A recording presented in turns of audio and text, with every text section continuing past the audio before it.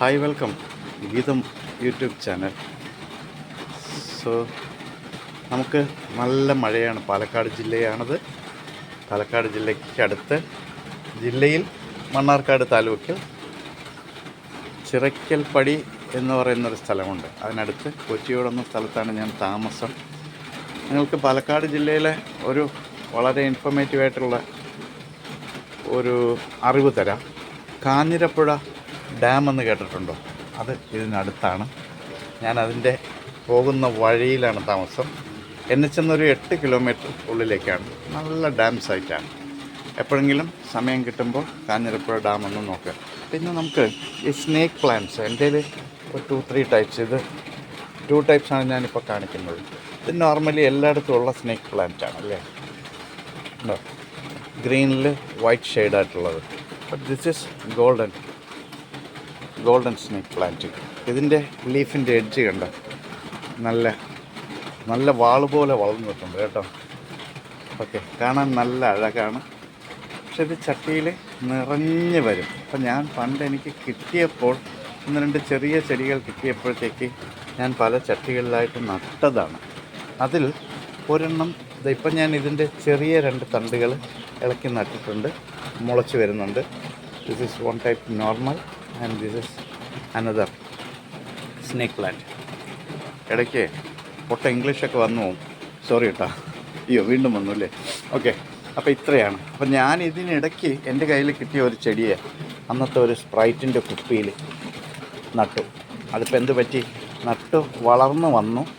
പക്ഷേ എനിക്ക് നല്ല സന്തോഷമുണ്ടായി. ഇപ്പോൾ ഒരു ദുഃഖം എന്ന് പറഞ്ഞാൽ ഇതിനകത്ത് 2 ടൈപ്പാണ് ഞാൻ അന്ന് നട്ടത് എൻ്റെ കയ്യിൽ കിട്ടിയപ്പോൾ. ഈ സ്പ്രൈറ്റ് കുപ്പിയേക്കാളും കണ്ടോ, ഇതിനൊക്കെ കാളും നിറഞ്ഞ് ഇതിൽ വളരുന്നുണ്ട്. അപ്പോൾ ഇവളുമാരെ ഞാനൊന്ന് കുഞ്ഞുങ്ങളെ ഒന്ന് മാറ്റി അവർക്ക് സ്വതന്ത്രമായിട്ട് മറ്റൊരു ചട്ടിയിലേക്ക് നടാമെന്ന് വിചാരിച്ചു. ഓക്കെ, നല്ല മഴയാണ്. ഇപ്പം ലേശം കുറഞ്ഞു. ആ തുള്ളിയുടെ ശബ്ദങ്ങളൊക്കെ നിങ്ങൾ കേൾക്കുന്നുണ്ടാവും അല്ലേ? ഓക്കെ, ഇതെൻ്റെ അപ്സ്റ്റെയറാണ്.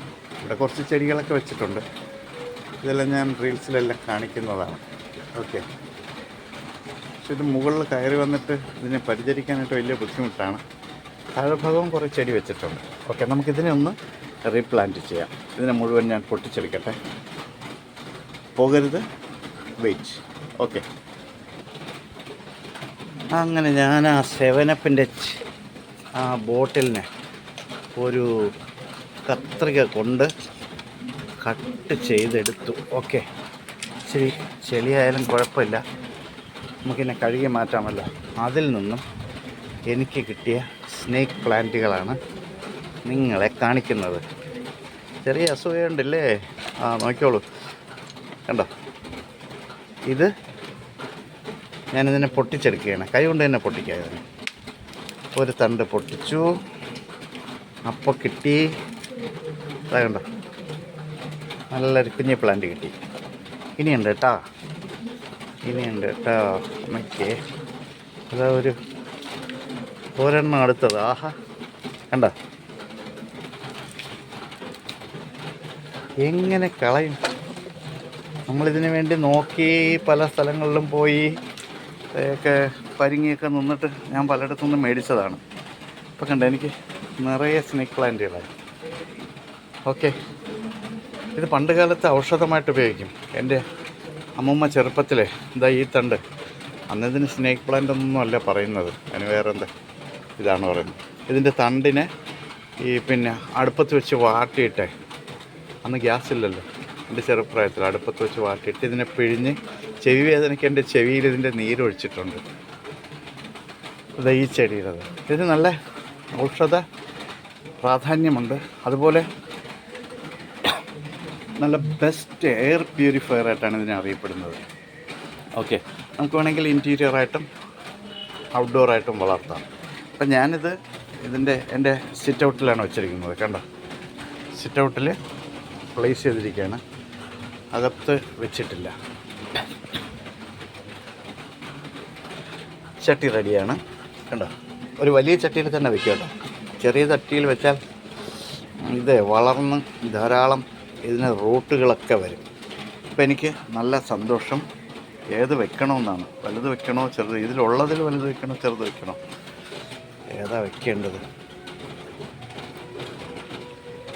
കാണാൻ നല്ല അഴകുണ്ടല്ലേ. അപ്പോൾ ഒരു കാര്യം ചെയ്യാം, ഈ ചെറുതിനെ തന്നെ വയ്ക്കാം. വലുതിന് കുറച്ചുകൂടെ വലുതുണ്ട്, അത് ഇവളാണ്.